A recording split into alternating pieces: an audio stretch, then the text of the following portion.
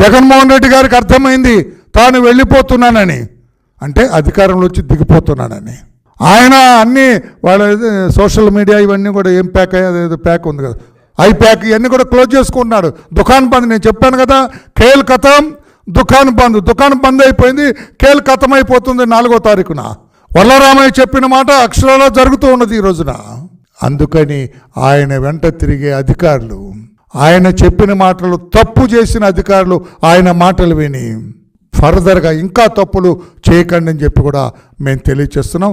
ఈ రోజున నేను మాట్లాడిన మాటలో ఒక హెచ్చరిక తీసుకోండి, ఒక అడ్వైజ్గా తీసుకోండి, ఒక మంచి సలహాగా తీసుకొని మీరు తప్పులు చేయొద్దని చెప్పి కూడా అధికార గణానికి విజ్ఞప్తి చేస్తున్నా. కింది స్థాయి అధికారులు కూడా పై స్థాయి అధికారులు ఎవరైనా తప్పు చేయమన్నా కూడా డోంట్ డూ ఇట్ సార్, అది తప్పండి, నేను చేయను, కొత్త ప్రభుత్వం వస్తుంది వాళ్ళు చూసుకుంటారు అనే రీతిలో ఉండాలని చెప్పి కూడా తెలియజేస్తూ శాంతి భద్రతలో కాపాడటంలో ఘోరంగా విఫలమయ్యారు.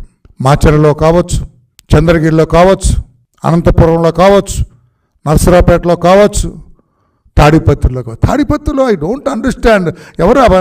నేను బాగా పనికిరాని పోలీస్ అధికారి చైతన్య డిఎస్పి. ఈ చైతన్య డిఎస్పి గురించి 2 మాటలు చెప్పాలి పాత్రికేయ సోదరులారా, మీకు రాష్ట్ర ప్రజలందరికీ. ఎవరు ఈ చైతన్య? ఎందుకంత వైసీపీ గారికి నీకంత ఇదుంటే చైతన్య, మిస్టర్ చైతన్య డిఎస్పి, తీసేయి నీ కాకి చొక్కా. నీకు ధైర్యం ఉంటే, నీకేమైనా నైతిక విలువ ఉంటే చొక్కా తీసి వాళ్ళు తీసుకో, వైకాపా కండ వేసుకో మెళ్ళో, రాజకీయ నాయకులుగా పనిచేయి. అంతేగాని జీతం ఏమో ప్రజల దగ్గర తీసుకుంటావు, పనేమో జగన్మోహన్ రెడ్డికి చేస్తావా? బుద్ధి జ్ఞానం ఉండక్కర్లేదండి మీకు పోలీస్ అధికారిగా?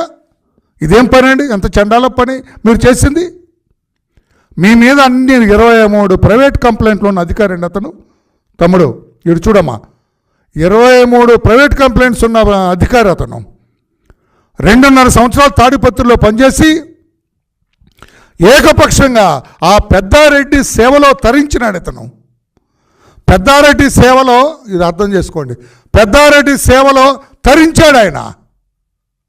జేసీ దివాకర్ రెడ్డిని, తెలుగుదేశం పార్టీని, ప్రతిపక్షాలని హింసించాడు ఆయన.